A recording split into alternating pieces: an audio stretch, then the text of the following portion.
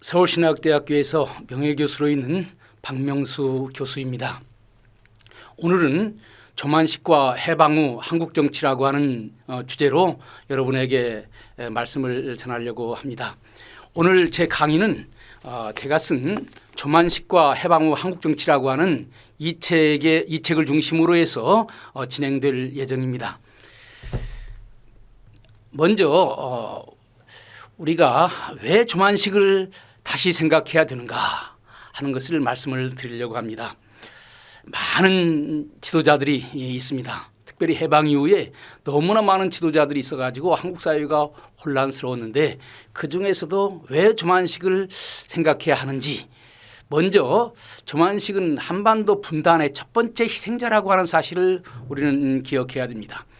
조만식 선생님은 북한에서 태어나서 북한을 중심으로 해서 활동을 했습니다. 북한 주민들을 사랑했고 또 한반도가 통일되는 것을 사랑했습니다. 따라서 많은 사람들이 월남하자고 했는데도 불구하고 자기가 월남을 하면은 한반도 분단은 고착화되는 것이 아닌가, 이렇게 생각하시면서 북한에서 계셨던 것입니다. 그래서 저는 조만식 선생님이야말로 통일지향적 정치가다, 그런 생각을 합니다.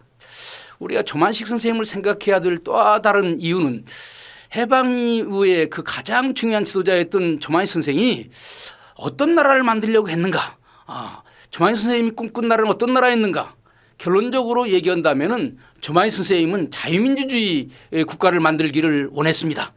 여기에 김일성이 반대한 거지요. 그래서 사실은 뒤에도 말씀을 드리겠습니다마는 조만식 선생님과 그와 함께하는 북한의 지도자들에게 맡겼더라면 한반도는 분단되지 않냐고 자유민주주의 국가를 만들었을 것입니다. 그러나 조만식 선생님의 꿈은 공산주의자들에 의해서 좌절되고 말았습니다.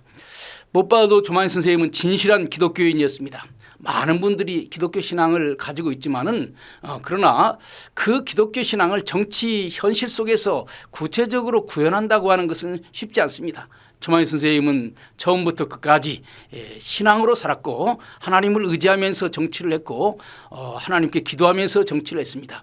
대표적인 기독교 정치가가 조만식 선생님이라고 생각을 합니다. 우리는 오늘날 북한이 김일성에 의해서 움직여지고 있다고 하는 사실을 잘 알고 있습니다. 김일성 혼자뿐만이 아니라 그의 아들, 그의 손자가 지금 북한을 이끌어가고 있죠. 그래서 김일성 왕국을 만들었습니다. 그러나 해방 직후를 보면은 정말로 북한의 진정한 대표자는 조만식 선생님이었습니다.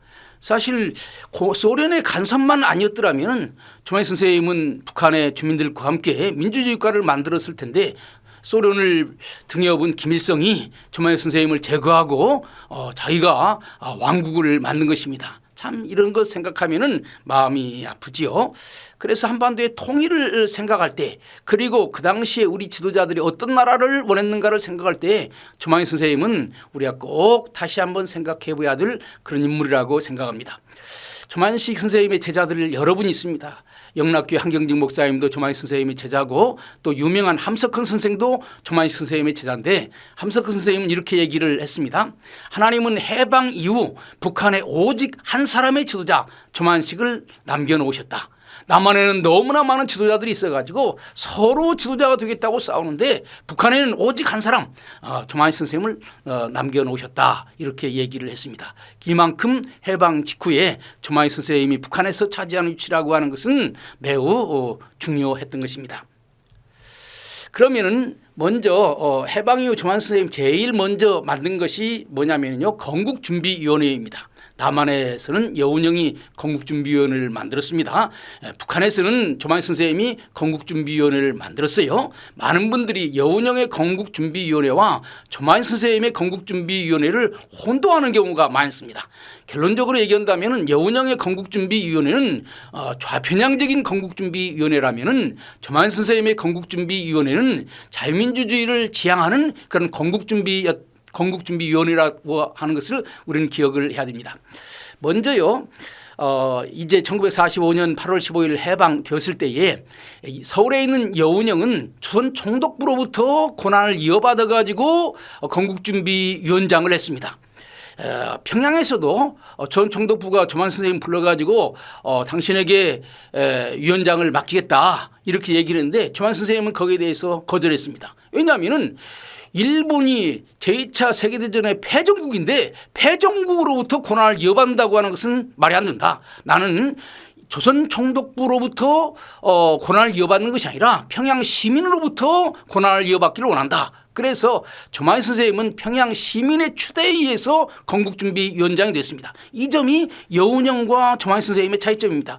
여운형은 조선 총독부가 건국준비위원장을 해라 그래가지고 했지만은 조만희 선생님은 평양 시민이 위원장으로 추대해서 건국준비위원장을 한 것입니다. 이런 측면에서 평남의 건준과 서울의 여운형의 건국준비위원회는 차이가 있는 것입니다.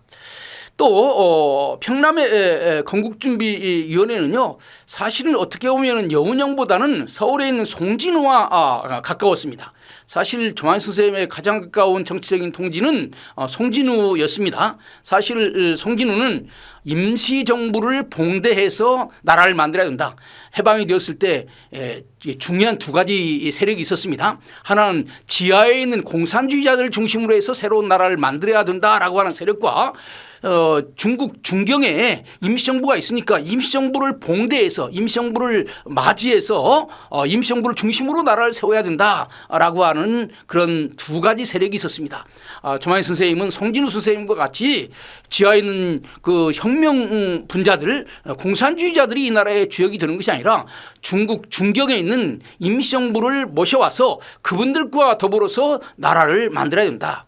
그래서 1945년 8월 15일 해방되었을 때 가장 중요한 과제는 누가 새로운 나라의 중심이 되느냐 하는 것입니다. 여운형과 박헌영은 지하 공산주의자들이 새로운 나라의 중심이 되어야 된다고 생각을 했고 그다음에 송진우와 조만식은 중경에 있는 임시정부가 중심이 되어야 된다 이렇게 생각을 한 것입니다. 따라서 조만희 선생님은 여운형의 건국준비위원회보다는 송진우와 더 가까운 그러한 정치적인 노선을 걸어가고 있었다 이렇게 생각을 할 수가 있습니다. 그러면은 조만희 선생님이 세운 평남 건국준비위원회의 그 구성은 어떻게 되어 있느냐? 우익이 주도하고 있었습니다.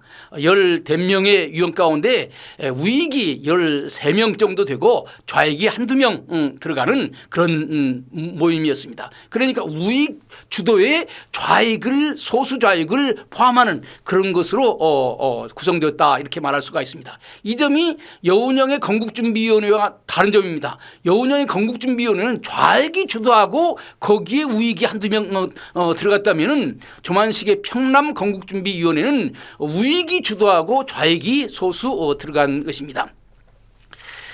그래서 이 평남 건국준비위원회를 보면서 해방 직후에 최초로 만들어진 단체가 건국준비위원회 혹은 치안위원회인데 북한의 상황을 잠깐 살펴볼 필요가 있습니다. 사실 서울은 여운형을 중심으로 해서 좌익이 주도를 했어요. 건국준비위원회를. 그러나 북한 지역을 보면은 상황이 다릅니다. 함경북도 남도 그쪽은 원래부터 공산주의자들이 셌어요. 그래서 거기는 공산주의자들이 주도를 했지만은 평안북도 평안남도 황해도 이 세 지역은 다 우익이 기독교인들을 중심으로 하는 우익이 건국준비위원회를 장악을 하고 있었습니다. 여러분들이 잘 아는 한경진 목사님이 평북에서 건국준비위원회에 중요한 역할을 하고 있었고 조만희 장로님은 바로 평남에서 그다음에 김웅순 목사님이라고 하는 분은 황해도에서 아주 중요한 역할을 하고 있었습니다. 바로 그 해방 직후의 건국준비위원회가 해방되었을 때 우리 한국 사람들이 어떤 나라를 만들 것을 원하는가를 잘 보여주는 것입니다. 따라서 소련의 간섭이 없었더라면 바로 그분들이 새로운 나라를 만드는 주축 세력이 되었고 그분들은 기독교인이고 민주주의를 원하기 때문에 결코 공산주의 국가를 만들지를 않았을 거예요. 바로 그런데 그분들을 소련이 와가지고 강제로 이제 인민위원회 혹은 인민정치위원회로 바꾸게 만들고 공산주의자들을 끌어놓고 그래가지고 오늘의 북한을 만들게 된 것입니다. 조만희 선생님이 제일 먼저 건국준비위원회를 만들었는데 평남 건국준비위원회를 만들었는데 이제 소련군이 진주를 했습니다. 지금까지는 아직 소련군이 오기 전의 일이었어요. 그러니까 8월 15일에서부터 8월 26일 사이입니다. 소련군이 8월 26일 날 평양에 왔다고요. 평양에 와가지고 이제 소련군이 그 조만희 선생님을 불러가지고 뭐라고 주장을 하냐면은 지금 당신네들이 건국준비위원회를 만들었는데 여기 공산당도 있고 그러니까 모든 것을 1대1로 구성을 해라. 그래서 공산주의자들 반절, 그다음에 조만식을 중심으로 한 민족주의자들 반절 이렇게 해가지고 1대1로 5대5로 구성을 하게 되는 것입니다. 그리고 실질적으로 위원장은 조만식 선생님이 하지만은 실질적으로 중요한 조직부장이랄지 선전부장이랄지 이런 그 중요한 자리는 공산주의자들이 갖게 되는 거예요. 이때부터 이제 조만식 선생님은 소련군과 마찰을 빚기 시작을 하는 것입니다. 조만식 선생님이 북한에 온 소련군 사령관 치차코프한테 자기의 주장을 분명하게 얘기를 했습니다. 우리가 원하는 나라는 민주주의입니다. 개인의 인권을 중요하게 생각하는 민주주의적인 나라를 세우기를 원합니다. 그리고 경제적인 측면에서는 개인의 소유권을 인정해야 됩니다. 그렇다고 해서 지주가 마음대로 하는 그런 세상을 원하는 것은 아니지만은 그러나 개인이 가지고 있는 소유권 이것을 국가가 마음대로 하는 그런 세상은 안 됩니다. 라고 해서 소련군한테 자기가 바라는 또 그다음에 그 당시에 북한 사람들이 원하는 그러한 국가의 그 이상을 분명하게 얘기를 한 거예요. 그러나 뭐 소련군이 조만희 선생님의 말을 듣지를 않지요. 그래서 사실 다른 지역은요 이 건국준비위원회 혹은 치안유지위원회라고도 했는데 그런 위원회를 금방 인민위원회로 바꿨습니다. 인민위원회로. 그러니까 원래는 건국준비위원회 치안위원회였는데 소련군이 와서 그것을 인민위원회로 바꿨어요. 그러나 평안남도의 경우에서는 이제 조만희 선생님은 정치위원회로 하자고 그러고 그다음에 소련은 인민위원회로 하자고 그러고 그래가지고 서로 그 문제 가지고 명칭을 어떻게 할 것인가 하는 문제를 가지고 서로 싸웠습니다. 그래가지고 결국 타협을 했는데 그러면은 인민정치 다 넣어서 인민정치위원회로 하자. 이렇게 해가지고 인민정치위원회가 된 것입니다. 그러나 얼마 안 가가지고 정치라는 말은 빠져버리고 인민위원회가 된 거예요. 사실 인민위원회 조직은 공산당 조직인 것입니다. 그래서 원래는 평안북도, 평안남도, 황해도 이 적어도 서북의 세 도는 기독교인을 중심으로 하는 민주주의, 민족주의 세력이었는데 소련군이 오자마자 이 민주주의, 민족주의 세력을 공산주의 조직인 인민위원회로 만들어 놓은 거예요. 지금 역사 교과서에서 이것을 제대로 설명을 하지를 못하고 있습니다. 그래서 인민위원회가 북한 사람들이 자발적으로 만든 단체고 소련 사람들이 와가지고 그것을 인정했다 이런 식으로 지금 교과서에 되어 있는데 그것이 아니에요. 원래 북한 사람들이 자발적으로 만든 단체는 건국준비위원회였던 것이고 소련이 와서 그들이 가지고 있는 군대 힘으로 강제로 인민위원회 조직으로 바꾼 것입니다. 그러니까 지금 교과서에서 말하자면 인민위원회는 북한 주민들이 자발적으로 만들었다. 절대로 그것이 아닙니다. 이거 이런 데서부터 말하자면 교과서에 왜곡이 있는 거예요. 소련은요 항상 조선 사람들을 겉으로 내세웁니다. 그러나 배후에서는 소련의 정치장교가 지도를 하고 있어요. 그래서 미리 이제 소련군이 오기 전에 8월 26일에 왔다면요 며칠 전에 소련군이 와가지고 공작을 다 하는 것입니다. 그래서 그 지역의 공산주의자들을 공산당을 다시 재건을 하고 그들 조직을 만들고 그다음에 소련군이 오게 되면은 그 민족주의자들과 공산주의자들을 1대1로 만들어 놓고 중요한 자리를 바로 이 공산주의자들한테 주고 그래서 인민위원회라고 하는 조직으로 바꿔 놓는 거예요. 그리고 이제 소련이 뒤에서 후원해서 바로 그 세력이 모든 주도권을 갖도록 만드는 것입니다. 이런 과정에서 이제 조만희 선생님의 역할이라고 하는 것은 점점 약해지게 되는 거죠. 이런 상황 가운데서 새롭게 만들어진 것이 조선민주당이라고 하는 당입니다. 사실 원래 조만희 선생님은요 당이라고 하는 것을 만들려고 하지는 않았어요. 왜냐하면 만들어 봐야 공산주의자들에 의해서 뭐 조종당할 것이 분명하거든요. 그래서 원래 만들지를 않았는데 김일성이 와가지고 당을 만들어라. 당신이 앞으로 대통령도 해야 되고 그런데 대통령 하려면은 당을 만들어야 되는 것이 아니냐. 여러분들 공산주의자들은요 절대분에 아주 듣기 좋은 말을 많이 합니다. 그래서 김일성이 조만식 조만식 선생님한테 와서 당을 만들으라고 했는데 조만식 선생님이 난 안 만든다. 그런 거 하지 않는다. 당신네들이 다 주도하고 뭐 꼭두가시처럼 만들 그런 것이 뻔한데 내가 뭐대로 만드느냐 안 만든다 이렇게 얘기를 했어요. 그러나 조만식 선생님이 시간이 지나가면서 생각을 해보니까 공산주의자들이 만들라고 했지만은 그 조직을 잘 만들어서 민족주의, 민주주의를 잘 표현하는 그런 정당으로 만들면은 오히려 엎어치기해서 오히려 공산주의자들을 무너뜨릴 수도 있지 않겠는가 이런 생각을 하게 되었습니다. 조금 어려운 얘기입니다만은 소련의 스탈린이 뭐라고 얘기했냐면은 북한의 부르주아 민주주의를 만들어야 된다 이렇게 말했어요. 부르주아 민주주의 좀 어려운 말입니다. 부르주아 민주주의라고 하는 말을 공산주의자들이 쓸 때하고 우리 그 자본주의 세계에서 쓸 때하고 내용이 달라요. 공산주의자들이 쓸 때 부르주아 민주주의라고 하는 말은 노동자와 농민이 주도 세력인데 아직 공산당이 힘이 약하니까 소부르주아를 인정을 해가지고 그들을 앞세워서 그러니까 그건 전성이죠. 전위대예요. 그러니까 실질적으로 주도하는 것은 노동자와 농민입니다. 그래서 그들을 앞세워가지고 하는 가짜 부르주아를 가짜로 내세워서 민주주의를 하라고 하는 거예요. 이게 스탈린의 지령입니다. 왜 그럽니까? 1945년 제2차 세계대전이 끝났을 때 미국이 막강한 힘으로 가지고 있으니까 미국 사람들한테 우리도 자본주의를 인정한다라고 하는 그 제스처를 할 필요가 있는 거예요.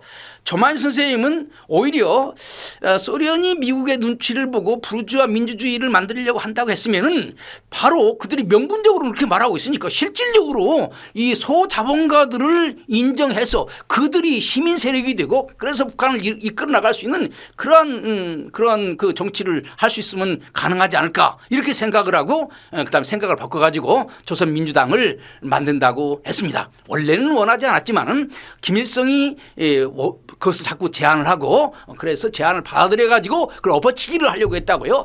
그 내용을 보면은요 조선민주당의 강령에 조선민주당이 지향하는 바가 잘 나오고 있습니다. 거기에 보면은 민족주의의 대동단결입니다. 그러니까 계급 노동자 농민의 대동단결이 아니라 민족주의 그런 일제와 싸운 그런 독립운동가들의 대동단결을 첫 번째로 얘기하고 그다음에 시민 유지 시민 계급이 중심이 된다. 그러니까 말하자면 프롤레타리아 같은 그런 그 사람들이 아니라 북한 사회를 이끌어갔던 건전한 시민 세력, 중도 세력이 중간층, 중산층 세력이 중심이 돼야 된다.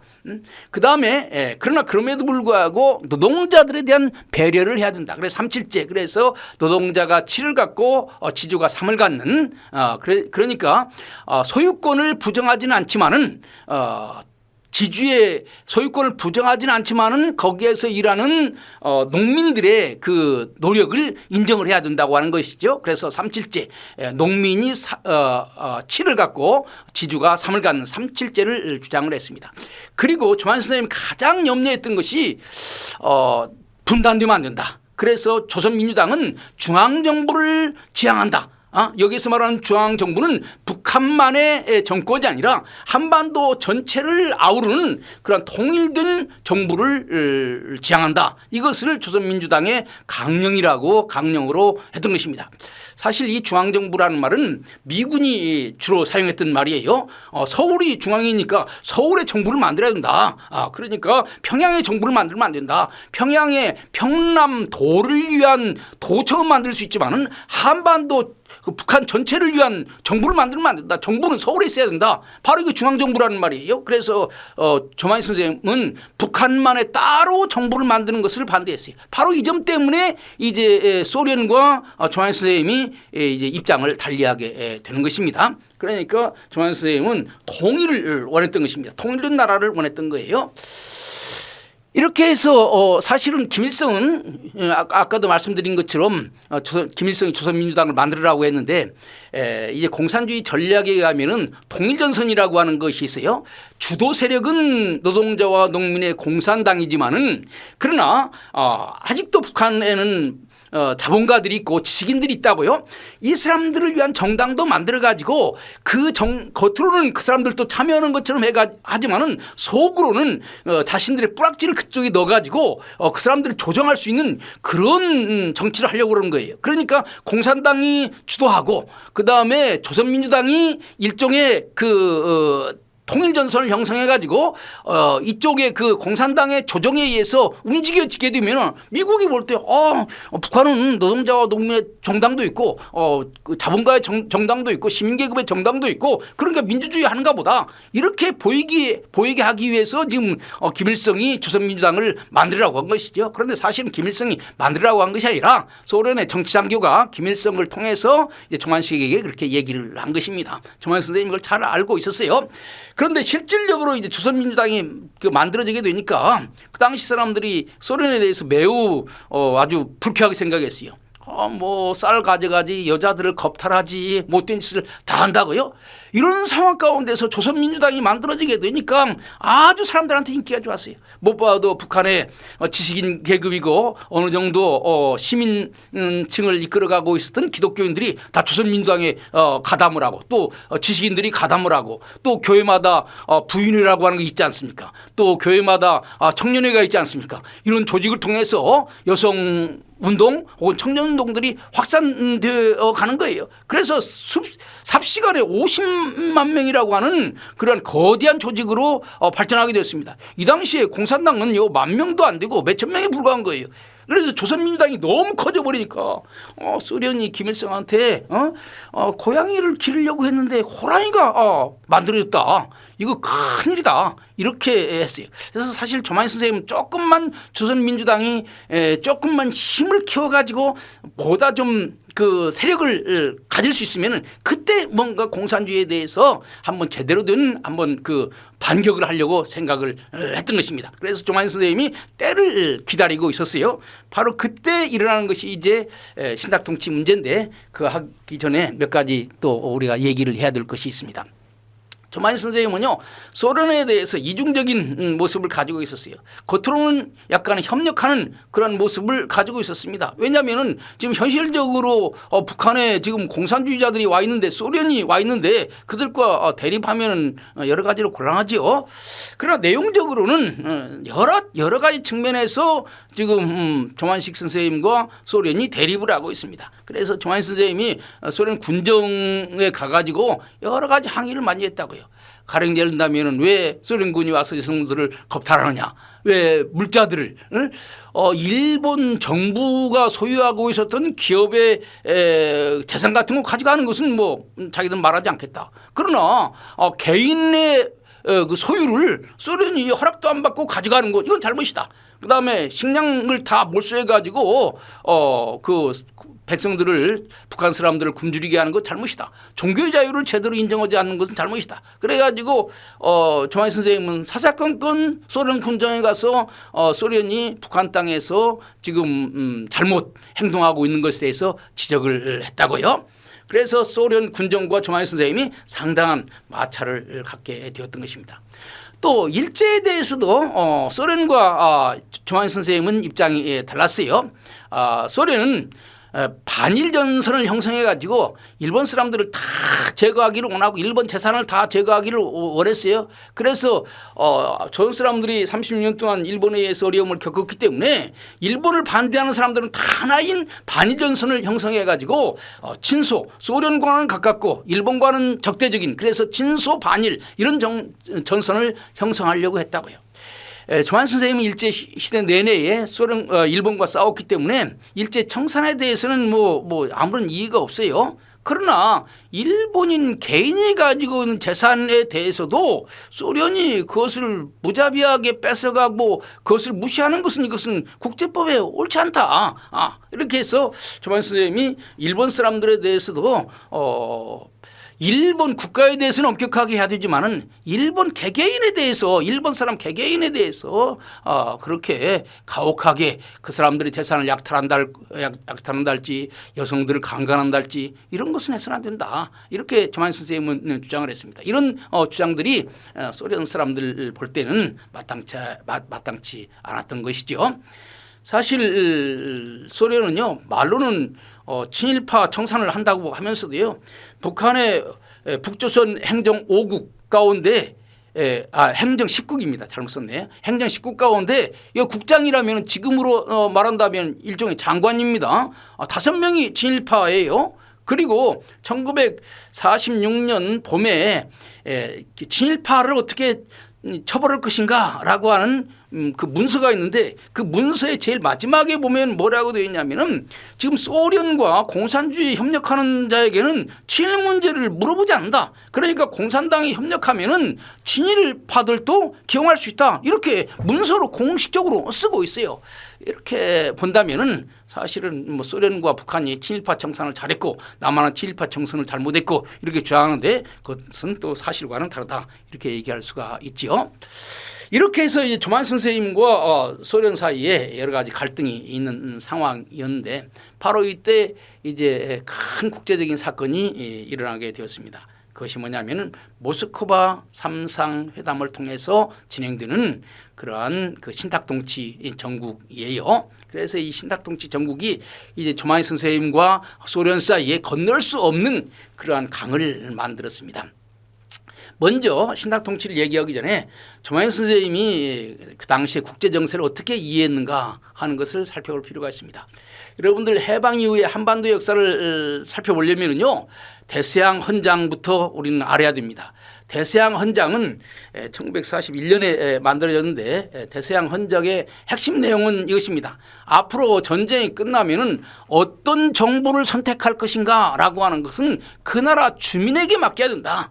그러니까 대한민국이 공산주의 할 것인가 민주주의 할 것인가 하는 것은 대한민국 국민한테 물어봐야 된다는 거 하는 것이죠. 그러니까 그 나라의 주민은 그 나라의 정부를 선택할 수 있는 권한이 있다. 이게 대서양 헌장입니다. 이거 매우 중요해요.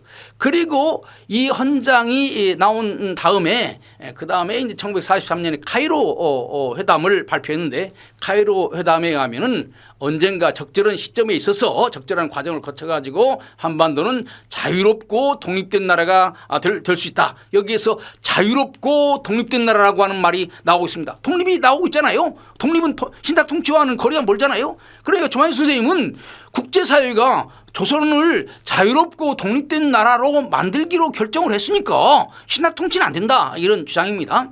그다음에 1945년 7월에 포츠담 회담이 있었습니다. 포츠담 회담이라고 하는 것은 뭐냐면은 대서양 헌장의 정신과 카이로 회담의 정신을 우리가 계승한다. 여기에 소련도 약속을 했다고요. 대서양 헌장은 미국과 영국 사이에 맺은 것이고요. 카이로 회담은 이제 미국, 영국, 중국 여러 나라가 같이 했어요. 그러나 카이로 회담은 첫 번에 대서양 헌장을 받아들인다 이렇게 되어 있는 거예요. 포츠담 회담은 바로 여기에 소련이 가담을 했어요. 소련도 이 대서양 헌장과 카이로 회담을 받아들인다 수용한다 이렇게 했던 거예요. 그러니까 국제사회가 조선을 자유롭고 독립된 나라로 만든다 약속을 했다 이것입니다. 그리고 1945년 8월 15일 해방된 다음에 9월에 미국 대통령이 한국 문제에 대해서 성명을 발표했는데 그 성명의 내용에도 보면은 뭐라고 되어 있냐면은 한국은 카이로 회담에서 자유롭고 독립된 나라가 될 것이다 이렇게 얘기했단 말이에요.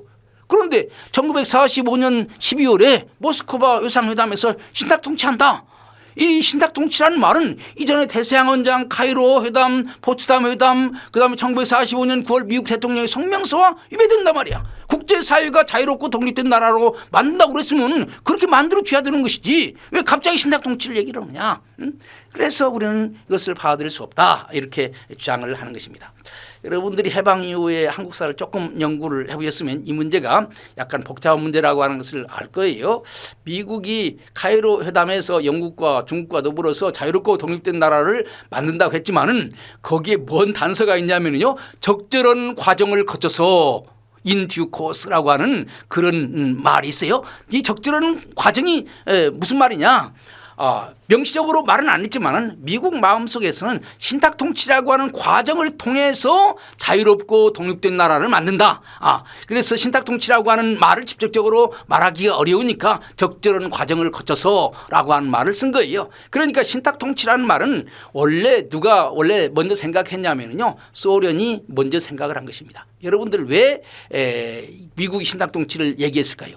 미국은 세계가 자유민주주의적인 나라가 되기를 원하는 거예요. 그런데 사람들이 민주주의가 뭔지를 몰라요. 그렇기 때문에 신탁 통치라고 하는 과정을 통해서 민주주의를 가르치고 그다음에 신탁 통치를 끝내면서 사람들한테 이제 민주주의적인 체제를 선택하도록 하려고 했던 것이죠. 이것이 소련의 계획입니다.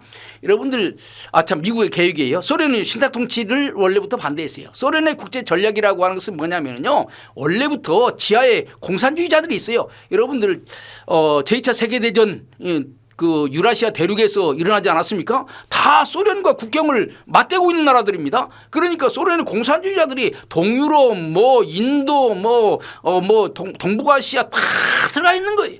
먼저 공산당들을 파견해 가지고 그 나라의 지하 세력으로 만들어 놓은 거예요. 전쟁이 끝나자마자 그 사람들이 들고 일어나 가지고 우리 인민위원회를 만들자 이런 거예요. 그러니까 정책이 다릅니다. 미국은 전쟁이 끝나면 신탁 통치라고 하는 적절한 과정을 거쳐 가지고 자유민주주의를 만들기를 원했고, 소련은 전쟁이 끝나자마자 각 나라에 있는 공산주의자들을 동원해서 그들로 하여금 인민위원회를 만들고 소련이 그들을 돕는 그런 식으로 세계를 이끌어 가려고 했던 것입니다. 그러나 이제 그 소련이 카이로 대서양 헌장, 카이로 회담, 포츠담 회담 약속을 했기 때문에 미국 말을 안 들을 수가 없는 거예요. 그래서 소련이 뭐라고 입장을 바꿨냐면은 만일에 신탁 통치를 해야만 받아들여야만 된다면은 미국이 강력하게 주장하니까 신탁 통치를 받아들여야만 한다면은 이것을 자기들한테 유리한 방법으로 만들어야 되겠다 이런 것입니다. 여러분들 제가 하는 얘기가 조금 복잡하지만은 잘 들어주시길 바랍니다. 결국 모스크바 외상회담의 핵심은 독립된 민주 정부를 만드는 거예요. 정부를 만드는 것이 제일 중요한 거예요. 정부를 만들기 위해서 준비위원회를 만들어야 됩니다.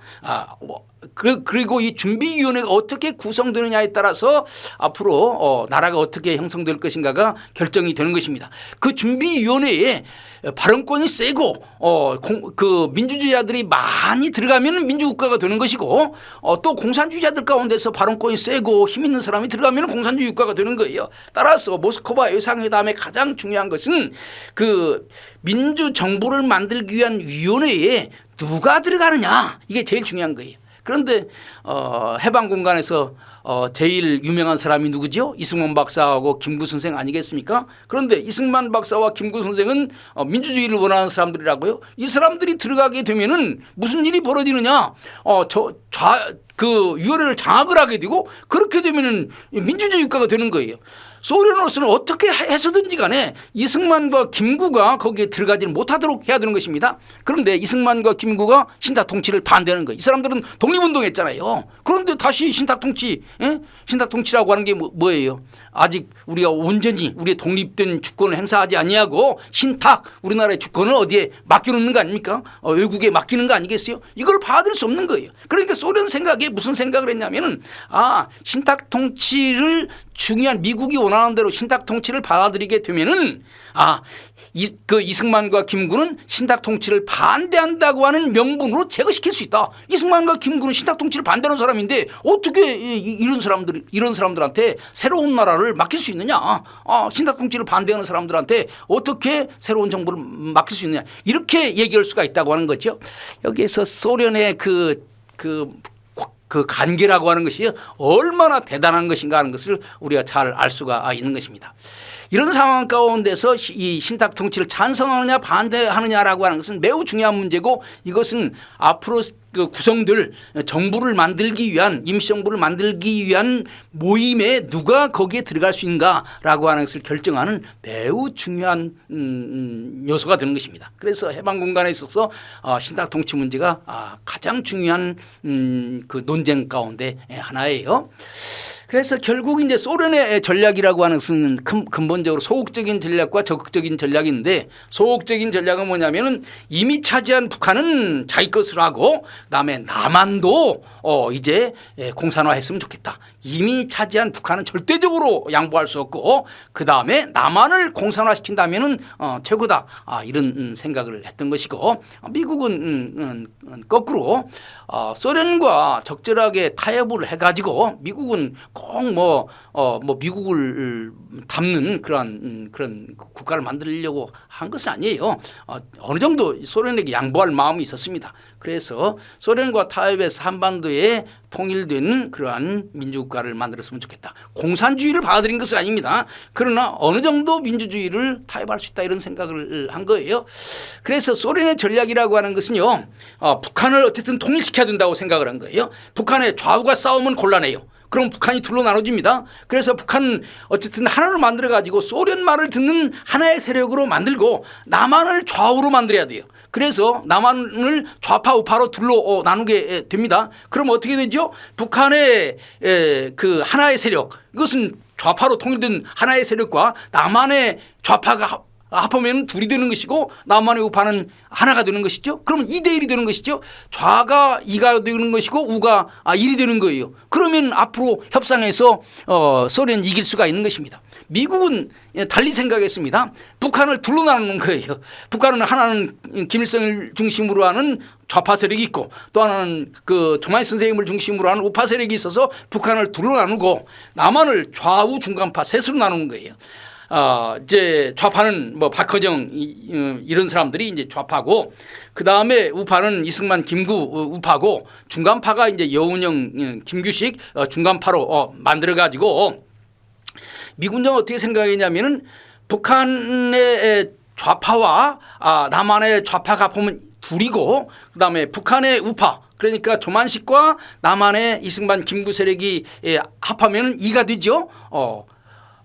그러면 이제 2대 2인데 이 중간파가 어떻게 되느냐가 매우 중요하죠. 그런데 미군정은 이 중간파 여운형과 김규식을 중간파를 우파로 끌어들일 수 있다고 판단한 것입니다. 이 중간파가 약간 모호한 상태로 있어야 소련이 저 중간파가 자기 쪽으로 올 수 있다 이렇게 생각을 해야 협상에 응하지. 중간파가 이 우파 쪽으로 갈 거다 그러면 저기 받아들이지 않기 때문에 중간파를 여운형을 끌어들이게 된 것이죠. 그래서 그 미군이 이 중간파를 잘 설득을 하게 되면은 결국 중간파가 우 쪽으로 오게 되면은 좌둘 우삼 그래서 3대 2로 우파가 이길 것이다. 그래서 이제 해방 공간에 있어서 이 소련의 전략과 미국의 전략이 다릅니다. 소련의 전략은 좌 2, 우 1 전략으로 이제 좌파 중심의 나라를 만들기를 원했고 미국의 전략은 우 3, 우파 셋, 좌파 둘 그래서 3대 2로 우파가 우세한 그런 통일국가를 만들기를 원한 거예요. 여기에서 중요한 인물이 누구냐면은 조만식입니다. 북한에서 좌우가 하나가 되려면 조만식이 소련 말을 따라줘야 되는 거예요. 그래야 북한이 둘로 나눠지지 않는 거예요. 그러니까 조만식을 소련파로 끌어들일 수 있느냐 없느냐라고 하는 것이 매우 중요한 것이고 미국 쪽에서 보면은요 조만식이 소련파로 가지 아니하고 우파로 계속 남아 있어요. 남한의 우파와 북한의 우파가 손을 잡고 말하자면 새로운 나라를 만들 수가 있는 거라고요. 이런 측면에서 조만식 선생이 말하자면 테스팅 보트를 쥐고 있다 이렇게 말할 수가 있는 거죠. 소련이 이것을 잘 알고 있었습니다. 바로 이 점이 해방 전국에 있어서 조만식 선생이 왜 중요한 것인가 한반도의 운명을 결정할 만한 중요한 위치에 있다고 하는 것을 우리는 여기에서 알 수가 있는 것입니다. 좀 어려운 얘기지만은 여러분들 좀 이해했기를 바랍니다. 그래서 이제 소련은 조만식을 어떻게 해서든지 반탁적으로 끌고 가려고 그랬어요. 자기 편으로 끌어가려고 그랬습니다. 그래서 절적번에는 김일성을 보내가지고 모스크바 외상회담이 끝난 다음에 김일성을 보내가지고 그 신탁통치 를 지지하는 찬탁하는 신탁통치를 지지하는 쪽으로 와달라고 얘기하는데 김일성이 조만식 선생님이 거기에 대해서 호응을 하지를 않았습니다. 그러니까 치차코프 소련 사령관이 조만식 선생님을 여러 번 직접적으로 만나가지고 이렇게 말했습니다. 지금 소련은 이승만과 김구를 싫어한다. 이승만과 김구는 반소주의자다. 그렇기 때문에 소련은 어떻게 해서든지 이승만 김구를 대통령으로 만들 생각은 없다. 만일에 당신이 우리 말을 들어서 찬탁 신탁 통치를 지지하는 쪽으로 힘을 보태준다면은, 다시 말한다면 진소 쪽으로 입장을 바꿔준다면은 우리는 보증을 해서 당신을 한반도의 대통령으로 만들어주겠다, 이렇게 약속을 했습니다. 절저번에 이런 얘기가 많이 돌았습니다. 그런데 많은 사람들이 이게 무슨 뭐 낭설이지 근거가 있느냐 이렇게 얘기했는데요. 1991년 소련 문서가 해제되면서 소련에서 온 많은 사람들이 바로 그런 증언을 하고 있는 것입니다. 바로 지차코프랄지 네데베프랄지 이런 그 당시에 중요한 고위 소련군 장교들이 실질적으로 조만식한테 대통령직을 제의했다. 그런데 조만식은 거기에 응하지를 않았습니다.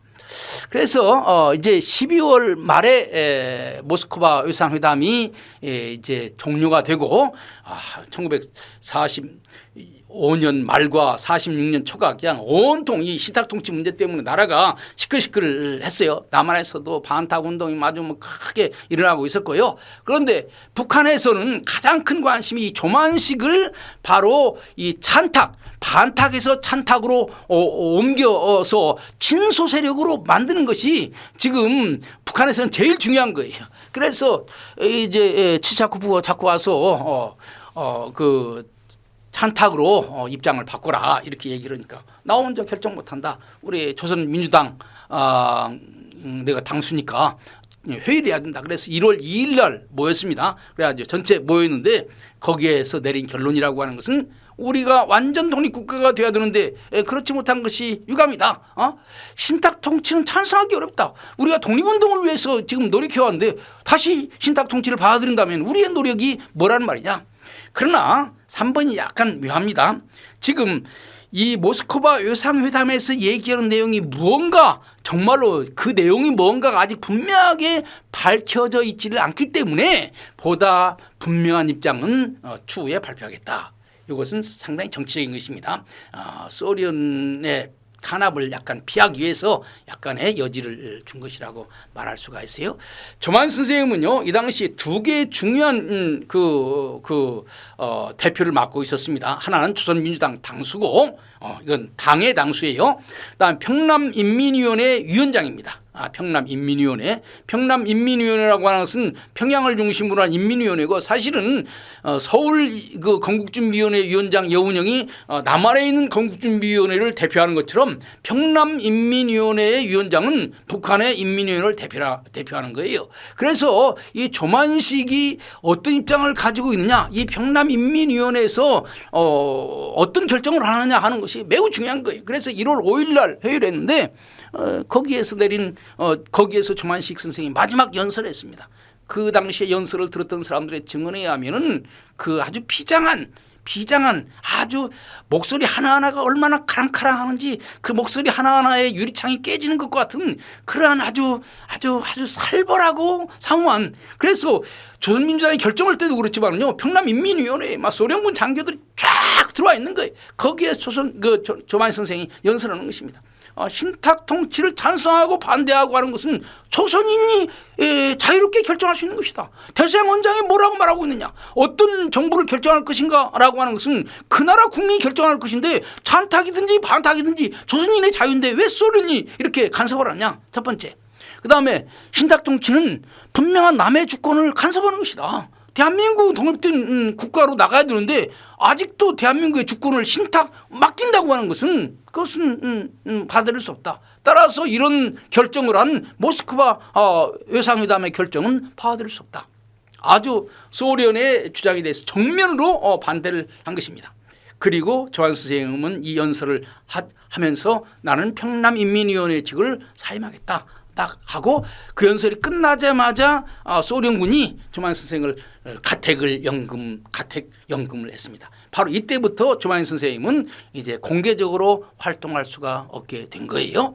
사실은 1월 6일이 어떤 날이냐, 북한 사람들이 다 모여가지고 이제 소련이 주장하는 신탁통치 지지, 이 찬탁 대회를 하려고 그랬어요. 거기에 하이라이트는 조만 선생이 말하자면 지지했다, 이것을 해야 되는 거예요. 그런데 조만 선생이 끝까지 여기에 대해서 반대를 했기 때문에 1월 6일 찬탁 대회에서 조만 선생이 지지했다 이 말을 못하게 된 것입니다. 소련으로서는 너무너무 참 아쉬운 것이고 자기들의 정치 공작이 조만식 선생에게 먹혀 들어가지 않는다고 하는 것을 알았을 때에 그 사람들의 분노는 아주 말할 것도 없었죠. 그래서 소련군과 조만식 선생은 이렇게 사이가 안 좋았는데 그러면은 그 남한의 민족주의자들과 조만식 선생님은 어떤 관계를 맺고 있었는가.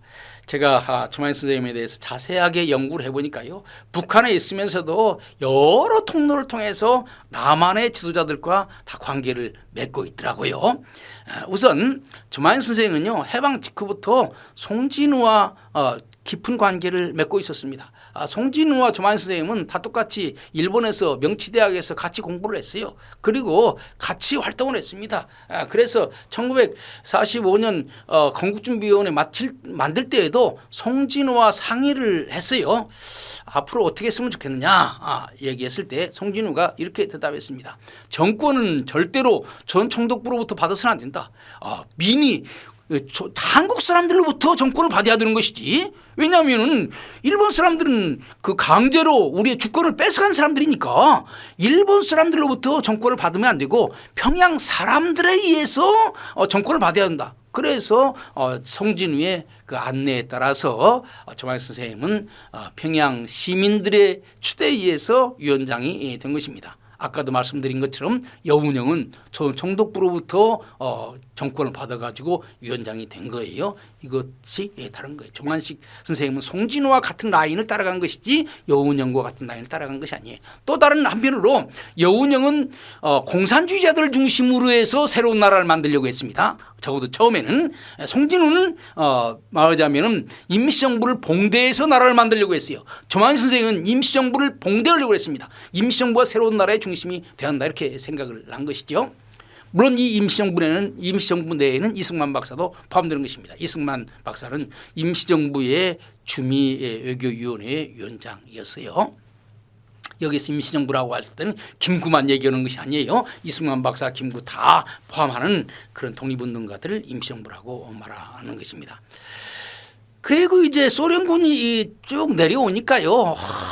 북한의 사람들이 많이 월남을 했습니다. 그래서 조만식과 같이 활동하던 사람들이 많이 월남했는데 저는 제일 첫 번에는 그냥 월남하는 줄만 알았어요. 그런데 월남하는 사람들이 대부분 다 조만식 선생님의 친서를 가지고 남쪽에 내려가서 남쪽에 있는 정치 지도자들과 만나는 것입니다. 일일이 다 얘기할 수는 없고요. 먼저 한근조라고 하는 분을 얘기를 하겠습니다. 여기가 아마 중구에 속하죠. 이 중구 국회의원도 하고 영락교회 신자이기도 한데 저분이 원래 변호사입니다. 그래서 건국준비위원회 때 평양시장을 했던 사람이에요. 그러니까 어떻게 보면요 건국준비위원회에 조만식 다음에 해당되는 아주 중요한 인물이라고 생각을 합니다.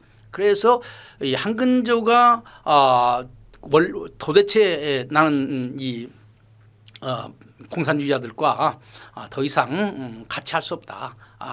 한근조가 공산주의자들과 많이 싸웠어요. 그렇기 때문에 생명의 위험을 느꼈습니다. 그래서 조만식 선생님한테 나는 아무래도 북한에 머물 수가 없습니다. 월남해야 되겠습니다. 그렇게 얘기를 하니까 조만식 선생님이 그래 그러면 월남에서 이승만 박사를 만나라. 그래서 한근조를 보내서 이승만 박사를 만나고 이승만 박사에게 조만식 선생의 근황을 쭉 설명을 했습니다. 그 다음 얘기가 매우 중요해요. 그 다음에 이승만 박사가요 어떤 구상을 했냐면은 한근조의 얘기를 듣고 이 당시에 이승만 박사는요 38선 철폐운동을 강력하게 주장을 했습니다. 그리고 미군도 한국 사람들이 하나가 돼가지고 하나의 통일정부를 만들 그런 준비를 해라 이렇게 그 요구를 했던 거예요. 그래서 정말 이승만 박사는 이런 생각을 한 것입니다. 남한에서는 이승만 김구, 북한에서는 조만식 김일성 이 사자회담을 해서 통일정부를 만들자. 이것이 언제 일이냐면요 1945년 11월 말 12월 초의 일입니다. 매우 빨리 이런 구상을 한 거예요. 그래서 다시 북한으로 이승만 박사가 사람을 보내가지고 조만식 선생한테 김일성을 설득을 해서 이승만, 김구, 조만식, 김일성 사자로 구성된 그러한 정무위원회를 만들어가지고 통일정부를 구상하자 이렇게 제안했습니다.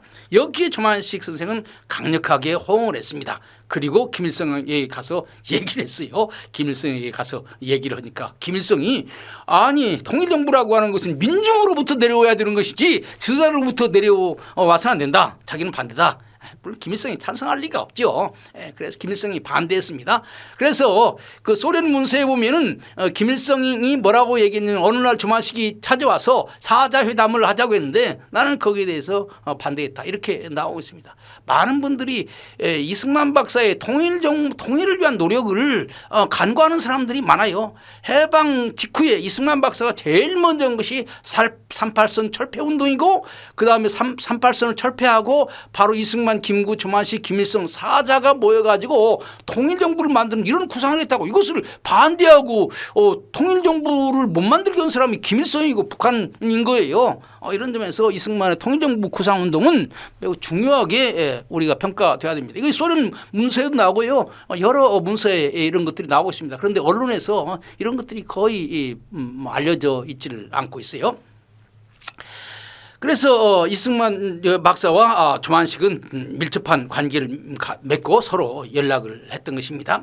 그 다음에 이제 신탁통치 반대를 하니까 뭐 조만식 선생님이 강제로 연금이 되어 있는 상황이지요.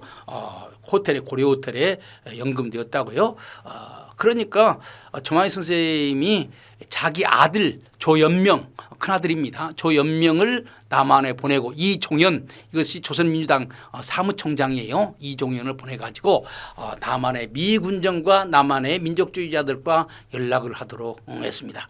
그래서 이 하지의 그 증언에 보면은 어느 날 조만식의 최측근이 조연명을 얘기하는 거예요. 최측근이 와가지고 이 지금 이런 신탁통치 반대 전국에 있어서 이런 상황 가운데서 미소 공유의 상황에서 어떻게 행동해야 좋은 것인지 그 하지의 얘기를 듣고 싶다라고 하는 조만식이 보낸 사람의 그런 말이 있었다. 그래서 자기가 북한에 보낸 메시지는 그 신탁통치 문제와 그다음 임시정부 구성을 분리해 가지고 좀 어려운 말입니다만은 미소 공예가 임시정부를 구성하려고 하는 노력 그것은 지지를 하고 신탁통치 문제에 대해서는 찬탁이든 반탁이든 말하지 말아라. 만일에 반탁이라고 그러면 그런 명분을 삼아가지고 앞으로 정부에 참여하지 못하게 하려고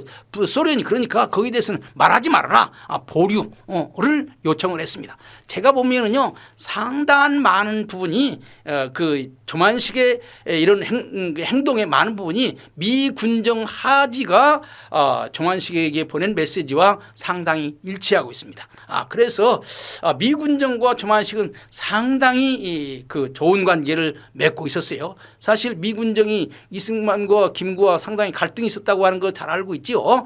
그래서 미군정으로서는 조만식을 바로 이승만이나 김구 대신 혹은 그와 버금가는 그런 인물로 한번 좀 사용할 수는 없을까 이런 생각을 했던 것으로 저는 이해를 하고 있습니다. 그 다음에 이제 소련이 막 지지를 하는 거예요. 북한은 다 신탁통치를 지지하는데 남한은 신탁통치를 반대하니 그러니까 이것은 무엇을 얘기하느냐. 소련은 정치를 잘해가지고 모스크바 의상회담이 정한 신탁통치를 잘 지지하고 있는데 남한 미군정은 정치를 잘못해가지고 신탁통치를 반대하는 사람들이 많으니 당신네들 지금 정치를 지금 잘못하고 있는 거 아니냐. 모스크바 미국과 소련과 영국이 합의한 국제 질서를 잘 이끌어가야 될 거 아니냐 이렇게 얘기를 하니까 남한의 미군정이 상당히 어려운 상황에 빠졌다고요. 그런데 이승만 박사의 정치 고문 펠로가 생각해 보니까 북한이 일치가 된 것이 아니에요. 반대하는 사람들 다 잡아가지고 가둬 놓으니까 일치인 것처럼 보이는 거죠. 그래서 김욱이라고 하는 사람을 선정을 해서 그 이승만 박사와 김구가 본래 북한에 사람을 보냈습니다. 그래서 누구를 만나게 했냐면은 조만식 선생을 만나게 했습니다. 그래서 당신이 신탁통치를 반대한다고 하는 얘기를 들었는데 당신이 신탁통치를 반대한다고 하는 것을 문서로 써서 우리에게 보여주세요. 그럼 우리가 그것을 가지고 남한에 가서 북한이 한마음으로 소련의 말을 듣고 신탁통치를 지지하는 것이 아니라 신탁통치를 반대하는 사람도 있다고 하는 것을 국제사회에 알릴 수 있습니다. 부탁합니다. 이렇게 얘기를 하니까 정황 선생이 나는 연금 든 사람이다. 나는 지금 정치 일선에서 지금 물러나 있는 사람이기 때문에 나의 그 서명을 받아가지고 가는 것은 별 큰 의미가 없을 것이다. 오히려 이윤영 목사가 조선민주당 부위원장이에요. 부당수예요. 조만희 선생님이 당수, 이윤영이 부당수인데 이윤영에게 가서 도장을 맡아가지고 가라. 이렇게 얘기를 했습니다. 그래서 이윤영한테 갔더니 이윤영 목사님이 이제 자기는 신탁통치 반대한다. 그리고 이런 모든 것들은 조만희 선생님과 깊은 상의와 협의 아래서 쓰는 것이다 라고 하는 각서를 써가지고 이제 다시 월남을 해가지고 북한이 사실은 다 신탁통치를 지지하는 것이 아니라 북한의 최대 정당인 조선민주당의 부당수가 조만희 선생님과 협의하에 이런 신탁통치를 반대한다고 하는 각서를 썼다. 그리고 그 서명을 했다. 그러니까 지금 소련의 그 선전이 사실이 아니다. 이렇게 얘기를 하게 된 거죠. 사실 이윤영 목사님이 북한에서 사인할 때는 그것이 남한에 가가지고 막 그렇게 신문에 대서특필 나올 줄은 몰랐는데 신문에 대서특필 나오게 되고 남한에 있는 사람들이 북한의 이윤영이 누구냐 그러니까 북한에 있는 공산당들이 이윤영을 죽이려고 그러는 거예요. 그래서 결국 이윤영 목사도 북한에서 월남을 하게 되고 그다음에 아울러서 김병현, 박현숙, 조만희 선생님과 같이 이제 활동하던 사람들 다 월남했습니다. 여기에 이윤영, 김병현, 박현숙 이런 사람들은 다 이승만 박사하고 매우 가까이 활동했던 사람들이고 다 장관급에 해당되는 그런 강요로서 남한에 와가지고 활동을 했습니다. 상당히 중요한 인물들이에요. 다 기독교인들이고. 그렇게 해서 이제 제1차 미소 공동위원회가 열리게 되었습니다. 모스크바 외상회담은 1945년 12월에 열렸고요. 제1차 미소 공유회는 1946년 3월 달에 열리게 되었습니다. 미소 공유에 임하는 소련의 목적은 한반도의 친소정부를 만드는 거예요. 이건 소련이 원래부터 가지고 있던 전략입니다. 소련은요 한반도가 일본에 의해서 소련을 공격하는 기지가 되면 안 된다 이렇게 생각을 했던 거예요. 그러니까 한반도가 일본과 가까워 가지고 일본의 무기 공장이 돼 가지고 일본이 소련을 공격할 때 한반도에서 만든 무기를 가지고 소련을 공격하면 안 된다. 그렇게 안 되려면 한반도에 친소정부를 만들어야 되고 소련과 가까운 친소정부를 만들어야 되고 친소정부를 만들려면 공산당 정부가 들어가는 수밖에 없다. 이렇게 생각을 한 거예요. 여기에 비해서 미국의 목적은 다르죠. 미국의 목적은 1차적으로 소련이 지배하는 공산주의 정부가 들어서서는 안 된다. 그러나 완전히 반공정부가 들어서게 되면 소련이 그런 정부를 받아들이지 않을 것이기 때문에 어느 정도 약간 완화된 소련이 받아들일 만한 민주주의 정부를 만들어야 된다. 이런 생각을 미국은 가지고 있었던 거죠. 그래서 이제 그러면 아까 얘기한 것을 다시 얘기를 하면요. 한반도에 친소정부를 만들려면 구체적으로 어떻게 해야 되느냐. 소련은 뭐 다른 것이 아니에요. 조만식, 이승만, 김구 이런 사람들이 새로운 정부를 만드는데 거기에 가담하지 못하도록 만들어야 되는 것입니다. 조만식, 이승만, 김구 이런 분들이 그 위원회에 들어가게 되면 새로운 정부를 만드는 위원회에 들어가게 되면 이분들이 존경받는 분이고 힘 있는 분들이기 때문에 그 여론이 그쪽으로 끌려갈 수밖에 없어요. 그러니까 그런 사람들을 배제해야 된다고 생각을 한 거예요. 소련은. 미국은 어떻게 해야 되느냐. 미국은 통일된 민주주의 정부를 만들려면 위와 같은 분들이 들어가야 되는 것이죠. 특별히 조만식이 들어가야 된다고 생각을 하게 되는 것입니다. 왜냐하면 조만식이 빠져버리면 북한은 사실은 기독교 세력도 많고 그래서 반소 세력도 있고 반공 세력도 있는데 그 반소 세력 반공 세력의 핵심이 조만식인데 조만식이 빠져버리면 북한에 있는 상당한 많은 사람들의 의견이 묵살되는 거 아니겠어요. 그러니까 왜 조만식을 빼고 하려고 그러냐. 그래서 결국 제1차 미소 공유에는요 여러 가지 복잡한 말이 있지만 이런 사람들을 넣어야 되느냐 빼야 되느냐 이것 가지고 싸우는 거예요. 이런 사람들이 들어가게 되면은 결국 이제 민주주의 정부가 생기는 것이고 조만식, 이승만, 김구 이런 분들이 들어가지 못하면은 공산주의 정부가 들어가게 되는 거예요. 그래서 미소 공유에서요 미국 측과 소련 측이 서로 논쟁을 벌였는데 논쟁을 벌이는 핵심은 뭐냐면은 두 가지입니다. 하나 조만식 문제예요. 조만식 문제. 미국 측이 소련한테 왜 북한의 가장 위대한 지도자 양심적이고 존경받는 그런 지도자 조만식이 대표자 명단에 없느냐. 김일성은 있고 다른 사람 다 있는데 왜 조만식은 왜 대표자 명단에서 삭제했느냐. 소련이 뭐라고 대답했을까요? 조만식은 이미 당에서 물러난 사람이고 조만식을 강제로 끌어내고 공사 유지자들만 모여가지고 조선민주당을 재구성했어요. 아까 1월 5일 날 1월 2일 날 조선민주당을 만들었다고 그랬지요. 조선민주당을 만들면서 이제 조선민주당 대회를 했다고 그랬죠. 이때 조만식 선생을 축출해 버렸습니다. 그리고 최용곤이라고 하는 그 김일성의 그 아주 측근을 말하자면 조선민주당 당수로 만들었어요. 그러니까 법적으로 봐라. 조만식은 이미 당수에서 물러간 사람이고 현재 당수는 최용곤이니까 최용곤이 대표가 돼야 되는 거 아니냐. 여기에 대해서 미국은 최용곤이 그 당수가 된 것은 불법으로 된 것이다. 소련이 강제로 조만식을 당수에서 쫓아낸 것이기 때문에 그 회의 자체를 인정할 수 없다. 조만식이 말하자면은 정부를 만드는 중요한 명단에 들어와야 된다. 그래서 조만식은 연금된 상태지만은요 조만식 선생이 계속 논란이 되고 있는 거예요. 또 다른 하나의 중요한 이슈는 우리 기독교 문제입니다.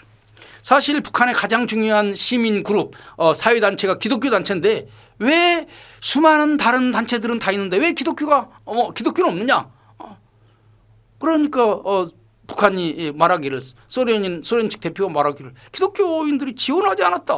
우리 뭐 이런 그 정당 사회단체에 지원하지 않았다. 자기들이 지원하지 않으니까 우리가 어떻게 할 수 있느냐. 그래서 사실은 2차 미소 공유회 때는요 사실 기독교인들이 당을 만들고 혹은 단체를 만들어 가지고 지원을 하게 됩니다. 그래서 미국은요 크게 본다면은 조만식과 기독교 단체를 조선 새로운 정부를 만드는데 하나의 중요한 대표로 파송을 해서 북한을 공산주의 반절, 민주주의 반절 이렇게 해서 민주주의 세력을 키우려고 생각을 했던 것입니다. 이것이 제1차 미소 공의회에서 이제 있었던 조만식을 중심으로 하는 그런 중요한 논쟁이 되는 거지요.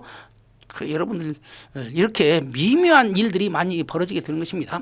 그 다음에 이제 반탁운동이 계속 그 뒤에 벌어지고 있는데 크게 얘기한다면요 실질적으로 조만식 선생이 신탁 통치를 반대한 다음에 조만식 선생은 연금되고 북한의 조선민주당은 공산당의 유성정당이 된 거예요. 김일성의 직계가 김일성의 가장 가까운 측근이 당수가 됐으니까 말만 조선민주당이지 실질적으로는 공산당의 이중대인 거예요. 그래서 조선민주당은 공산당이 됐고요. 그다음에 북한에서의 조만식 계열이요 반김일성 운동을 강력하게 전개했습니다. 그래서 평양역에서 김일성 암살 사건 1946년 3월 1일 김일성 암살 사건을 남한에 있는 사람들과 같이 주도를 했고 장대원교회에서 3.1절 기념 예배를 예배 마치고 나와가지고 왜 조만식을 연금했느냐. 조만식을 다시 석방해라. 이렇게 했습니다. 그래서 북한에서는요 3.1절만 되면은 신자들이 모여서 장대원교회에서 예배를 드리고 조만식 선생이 그때 평양 고려호텔에 연금되었는데 그 고려호텔을 빙빙 돌면서 행진하면서 돌면서 십자가 군병들아 주위에 일어나 그 찬송을 불렀다고 그래요. 저는 그 얘기 들을 때마다 마음이 짠하고 안타깝더라고요. 그러면 조만 선생님이 그 고려호텔 베란다에 나와서 이렇게 손을 흔들면은 조만 선생이 아직 죽지 않고 살아계시는구나. 조만 선생이 저기에 손을 흔들고 살아계시는 한 우리도 희망을 가지고 살아야지 이렇게 생각을 했다고 그래요. 그래서 북한 사람들이 조만 선생님을 사랑하는 마음은요 정말로 깊고 조만 선생님을 정말로 존경을 합니다. 그다음에 남한에서는 어떤 일들이 벌어졌을까요? 조만 선생님과 가까운 사람들이 거의 다 측근들이 남쪽으로 올라맸어요. 왜냐하면 공산당들이 다 죽이려고 그러기 때문에 남한으로 내려올 수밖에 없어요. 그래서 남한에 와가지고 조선민주당을 만들었습니다. 그러니까 북한에 있는 조선민주당을 남한에다 만든 거예요. 그러니까 조선민주당이 사실은 두 개인 것입니다. 하나는 공산당에 이중대인 조선민주당, 최용건이 당수로 있는 조선민주당은 북한에 있고 남한에 있는 조선민주당은 이제 조만 선생님이 당수지만은 실질적으로 북한에 있으니까 뭐 실적인 행동 못하고 부당수가 누구냐면은 북한에서 내려온 이윤영 목사님이 부당수인 거예요. 그래서 남한에서는 이윤영 목사님이 조만 선생님을 대리하는 그러한 대리자로 활동을 하게 되는 것입니다. 그리고 남한의 조선민주당을 만들고 이제 그 조선민주당은 미소 공유에 참여를 주장했어요. 어쨌든지 새로운 정부를 만들기 위한 모임을 지속해야 되는 것이고 그 모임에 조만 선생님이 나올 수 있게 되면은 그러면 조만 선생님이 다시 정치를 재개할 수 있는 것이 아닌가. 이 점에 있어서 이승만과 김구 그리고 조선민주당 입장이 약간 다릅니다. 이승만과 김구는 이 미소 공유 자체를 부정해 버렸습니다. 그래서 미소 공유에는 우리는 받아들일 수 없다. 미국과 소련이 잘못 결정했다. 그러나 남한에 와 있는 조선민주당은 미소공유회가 잘못되어 있는 것이기는 하지만은 그러나 미소공유회가 열려서 남북 대표자들이 모인 모임이 생기고 이때 조만 선생님이 그 모임에 나오게 되면 그럴 때를 기해서 조만 선생님이 가택에 연금되어 있던 조만 선생님이 다시 한번 정치 무대에 등장할 수 있는 것이 아니냐 이렇게 생각을 했던 것입니다. 그래서 이걸 보면은요, 조만 선생님이 연금되어 있지만은요, 여전히 남북 정치의 중요한 핵으로 자리 잡고 있다라고 하는 것을 알 수가 있습니다. 제2차 미소 공유회를 말씀을 드리겠습니다. 1차 미소 공유회, 2차 미소 공유회 있습니다. 간단하게 말씀을 드리려고 그럽니다. 역시 제2차 미소 공유회도요 대표자가 중요해요. 누구를 그 임시정부를 만드는 그 준비위원회 대표로 보낼 것인가라고 하는 것이 매우 중요한 것입니다. 그래서 북한의 기독교인들은 1차 미소 공유회 때는 대표자 신청을 하지 않았기 때문에 못했어요. 그러나 이제 2차 미소 공유회 때는 기독교인들이 정당을 만들고 기독교 자유당이라고 하는 정당을 만들고 장로교 청년의 멸려유라고 하는 단체를 만들어 가지고 우리도 사회단체니까 우리도 그 대표를 파송할 수 있도록 해달라 이렇게 요청을 했습니다. 그런데 이런 우파 사람들이 들어가게 되면 어떻게 되겠어요? 다른 얘기를 할 것이 뻔하지 않습니까? 그래서 소련이 거부했습니다. 그러니까 소련은 북한에 상당히 많은 사람들을 대표하고 있는 기독교인들의 대표가 그 새로운 나라를 만드는 데 참여하지 못하도록 방해를 한 거예요. 참 나쁜 사람들이죠. 조만 선생도요 제2차 미소 공유에 참여하기를 원한다. 그래서 자기가 정당을 만들 수 있도록 허용해달라 이렇게 얘기하니까 뭐 소련이 이것을 받아들일 수가 없지요. 받아들일 리가 없지요. 그래서 사실은 미국이 원래 생각했던 것처럼 북한에 있는 우파 세력들을 묶어가지고 좌파와 대립되는 그런 세력을 만들려고 했는데 안 되는 거죠. 왜냐하면 기독교 단체도 소련에 의해서 거부되고 조만식 선생이 당을 만들어 가지고 대표로 올라고 하는 것도 거부하고 그냥 참 공산주의자들은 자기들하고 반대하는 사람들은 아주 무자비하게 숙청을 하고 또 남쪽에 와서는 언론의 자유, 정당의 자유 이렇게 요구를 하는 거예요. 그런데 여기에서 매우 중요한 한 가지 사건이 벌어집니다. 그것은 뭐냐면 제2차 미소 공유회가 남한에서도 열렸지만은 우리가 남한에서만 그 회의를 하지 말고 북한에 가서도 회의를 하자 이렇게 해서 북한의 평양에 가서 회의를 하게 되었습니다. 이때 남한에서 북한을 올라간 미소 공유회 소련 측 대표가 브라운이라고 하는 사람이에요. 7월 1일 날 북한에 가가지고 북한 당국한테 요청을 했어요. 북한의 가장 위대한 지도자가 조만식이니까 조만식 선생을 만날 수 있도록 허락해달라.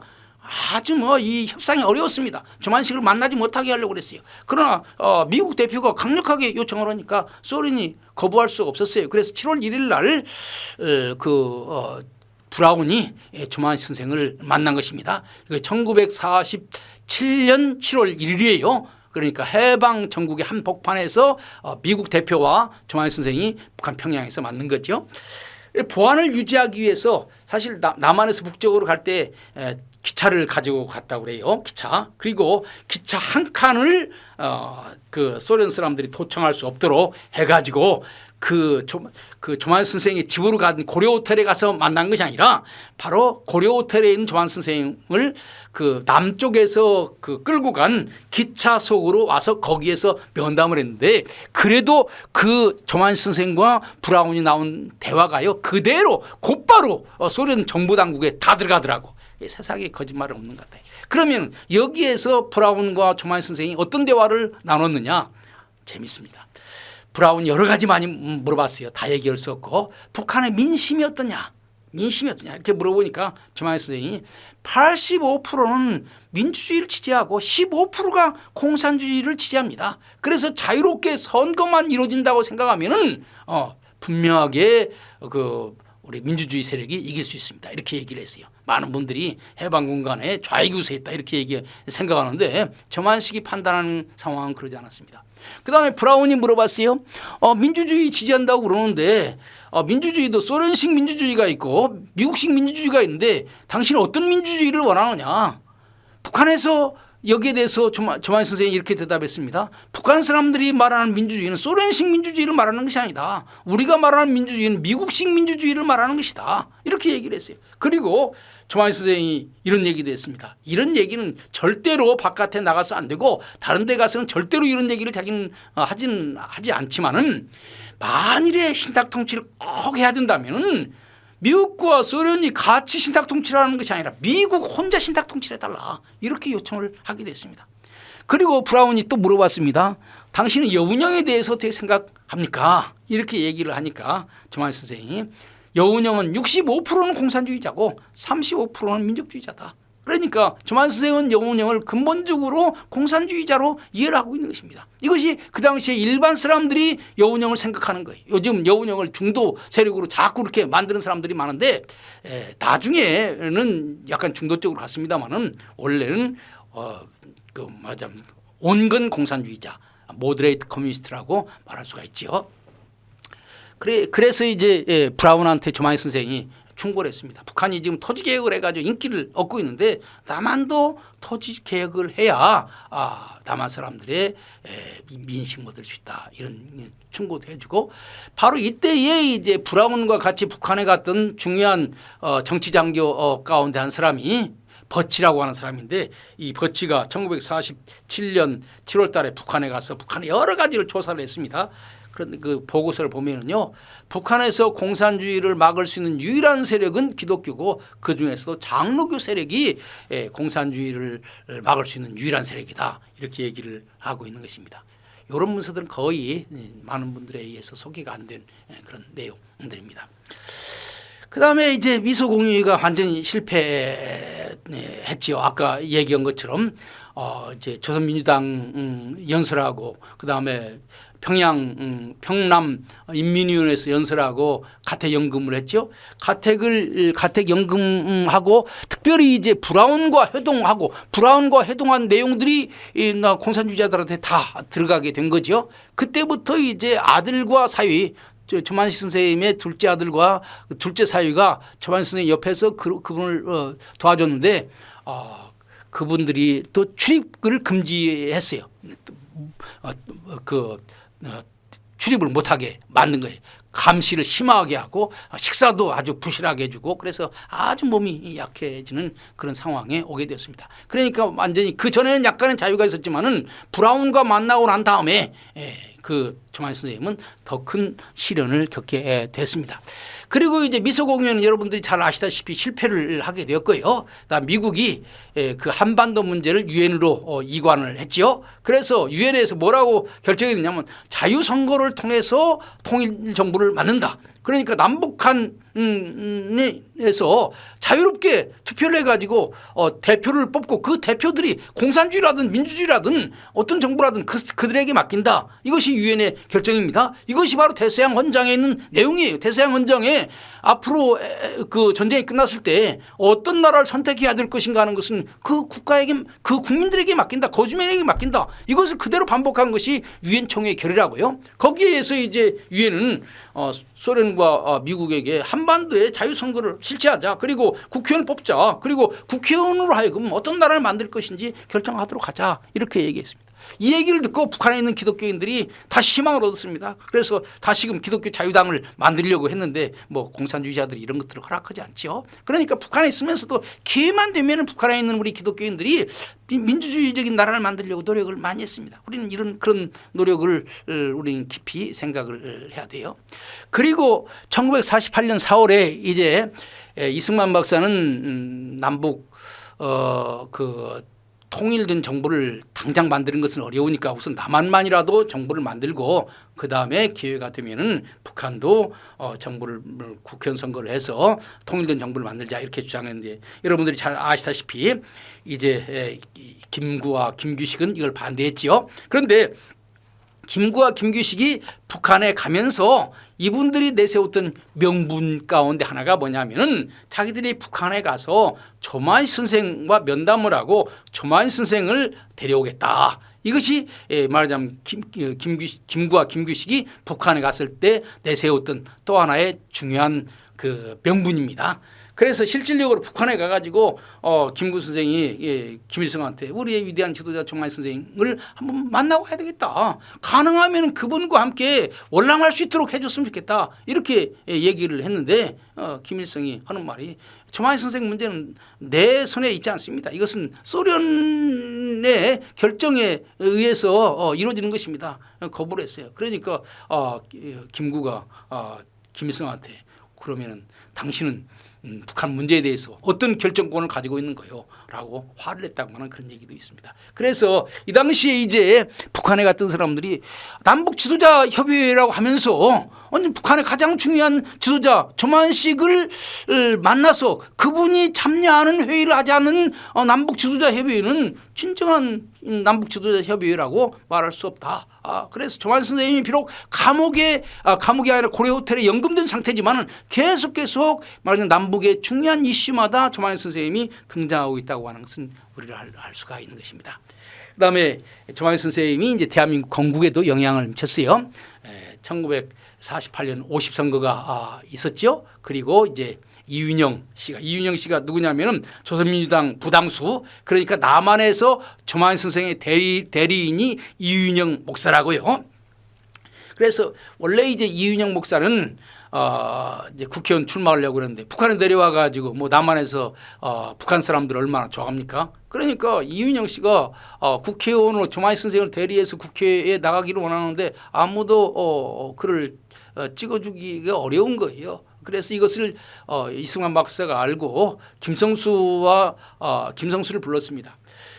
김성수도 조만희 선생을 존경해요. 그렇기 때문에 우리가 다 같이 존경하는 조만희 선생이 새로운 나라를 만드는 데 참여해야 되는데 지금 북한에 연금되어서 내려오지 못하기 때문에 그분의 대리자를 조만희 선생 대신 국회의원으로 만들면 어떻겠느냐.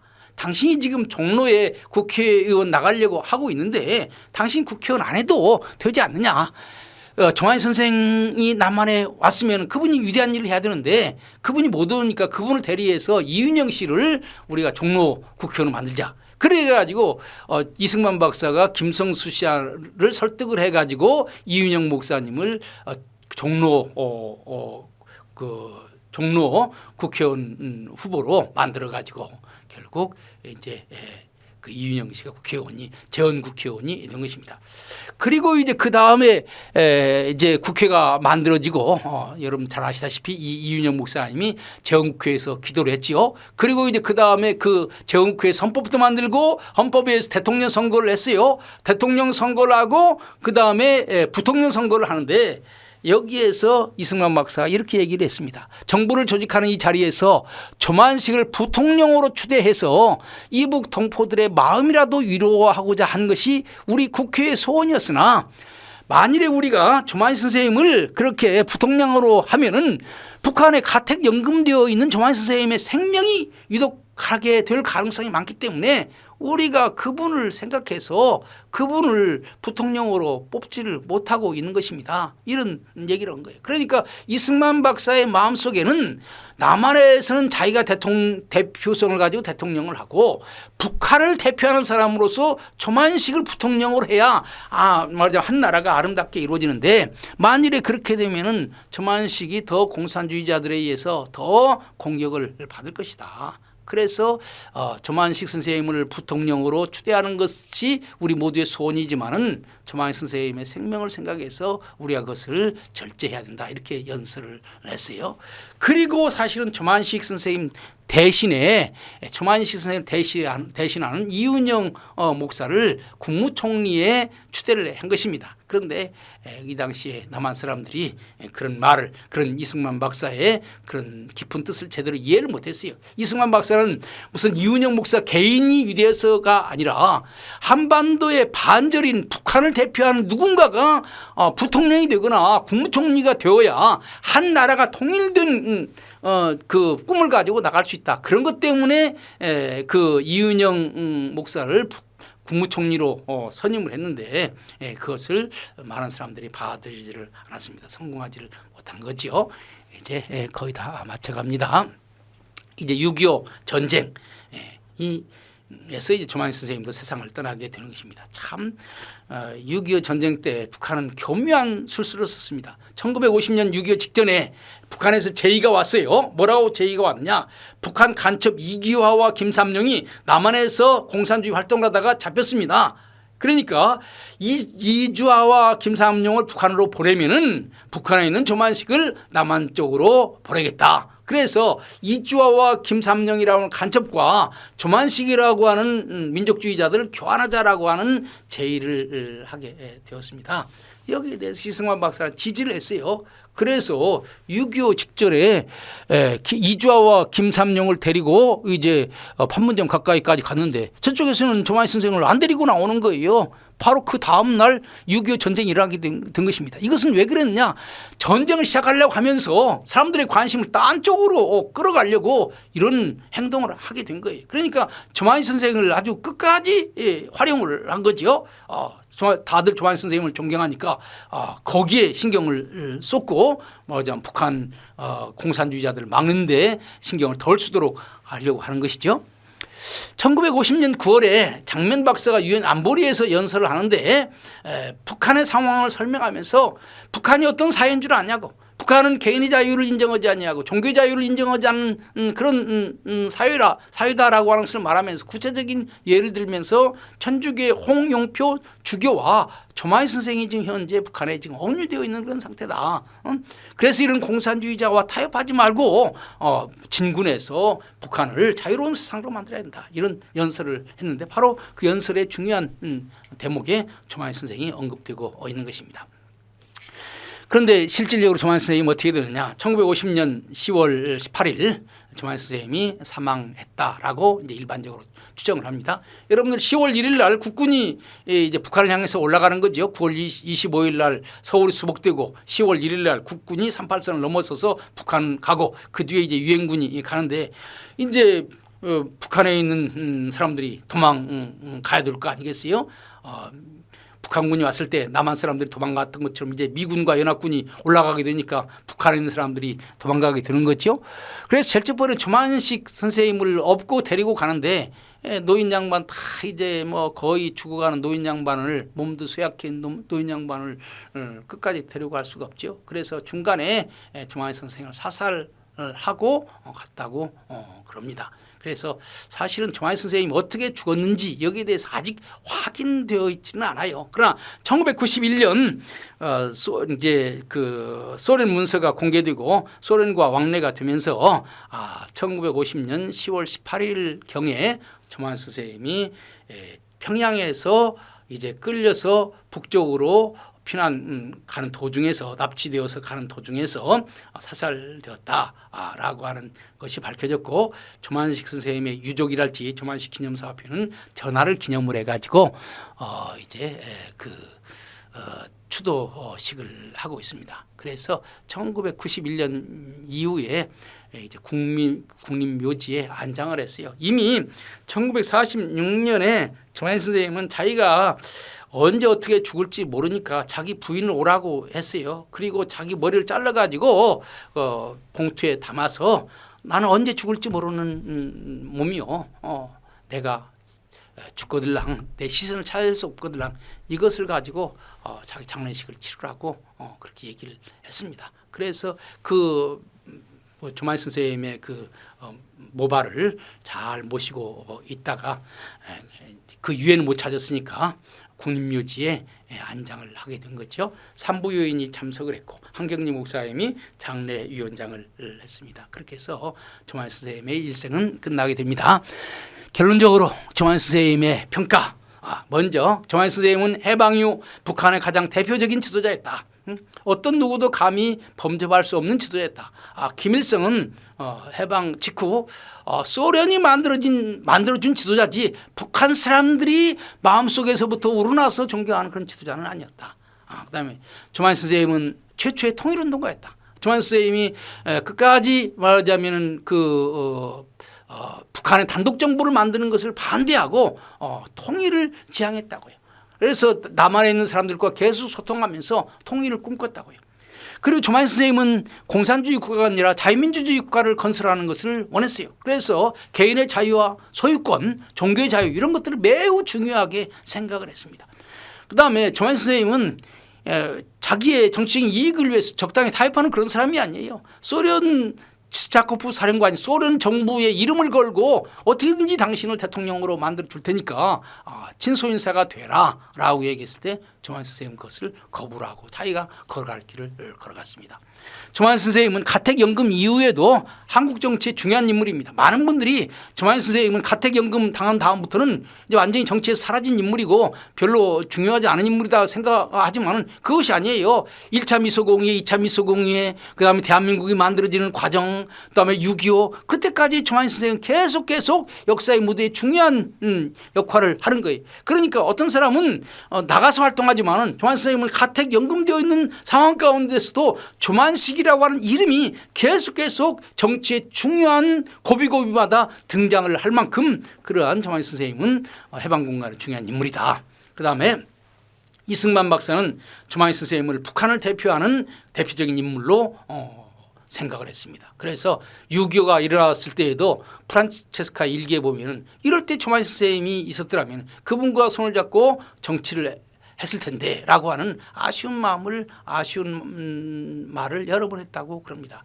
김규식 선생도 조만희 선생 석방을 위해서 노력을 했어요. 그래서 김구 선생의 최후에 김구 선생이 세상 떠나기 전에 암살당하기 직전에 김구 선생이 추진했던 일이 남북 우익 민족 지도자들을 만나서 그들과 더불어서 이 민족의 미래를 상의해보고자 하는 거예요. 그래서 김구 선생이 죽기 전에 마지막 쓴 편지가 누구한테 보낸 편지였냐면은 바로 조만희 선생한테 보낸 편지라고 하는 거예요. 그러니까 김구 선생은 자기도 남한에서 야인이고 조만희 선생도 북한에서 정권과 관계없는 사람이니까 그리고 둘 다 민족주의자들이니까 남북 우익 민족주의자들이 손을 잡고 이 분단을 어떻게 극복할 것인가 라고 하는 것을 한번 토론해보자, 회담을 한번 해보자 이런 제안을 했는데 사실 조만희 선생님도 얼마 안 가서 돌아가시고 김구 선생도 암살을 당한 거죠. 그다음에 김일성은 6.25 전쟁을 일으키면서 전쟁 의혹을 감추기 위해서 조만식을 끝까지 이용을 했어요. 그래서 실질적으로 이주와 김삼룡을 바꾸려고 그래서 조만희 선생님과 바꾸자고 그랬는데 정작 조만희 선생님 데려오지를 않았다고요. 이것을 종합해서 한마디 결론적으로 얘기를 한다면 앞으로 우리나라의 자유민주주의 통일을 위해서도 그렇고 북한의 통일을 위해서도 그렇고 우리 한반도 통일한국을 위해서 우리가 꼭 기억해야 될 인물이 바로 조만희 선생입니다. 그래서 조만희 선생님은 기독교인이면서 위대한 민족주의자고 또 자유민주주의자고 또 통일운동을 하는 그런 분이다. 그래서 우리 한국 사회가 조만희 선생님을 제대로 기억하고 그분의 정신을 계승하는 그런 일들이 계속 되어졌으면 좋겠습니다. 이상입니다. 감사합니다.